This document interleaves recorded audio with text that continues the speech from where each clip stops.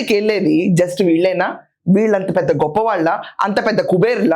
చూసుకుంటే వేరే దేశంలో అగ్ర నాయకుల దగ్గర నుంచి అపర కుబేరుల దాకా ఆఖరికి ఏమీ లేని వారి దగ్గర నుంచి ప్రతి ఒక్కళ్ళు ఒకే రీతిగా వెంకటేశ్వర స్వామివారి దర్శనం చేసుకుని ప్రసాదాన్ని ఆలకించి బయటకు వస్తారు. వాళ్ళెవ్వరూ కూడా మేము అపర కుబేరులు అని ఎక్కడా భావించలేదు, ప్రసాదాన్ని అడుక్కు తింటున్నాం అని కూడా భావించలేదు.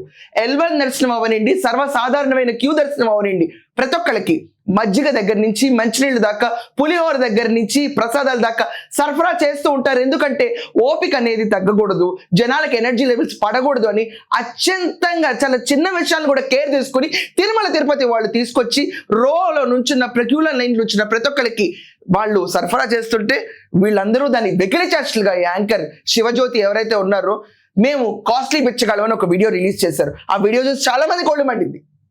ఇదాని సంస్కృతి. ఒక మహిళ అయ్యుండి, హిందూ అయ్యుండి ఎంత ఇన్ఫ్లుయెన్సర్ అని పేరు పెట్టుకుంటే మాత్రం ఇదాని సంస్కృతి.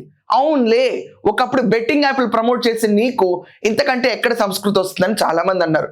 అదే క్యూ లైన్లో నీ బెట్టింగ్ యాప్లు ప్రమోట్ చేసి చూసి ఎంతమంది చేతులు కాల్చుకుపోయి కుబేర్లు కాస్త చాలా దిగజారిన స్థితికి పడినాళ్ళు కూడా స్వామివారి దర్శనంకి వెళ్తూ ఉంటారు శివజ్యోతి.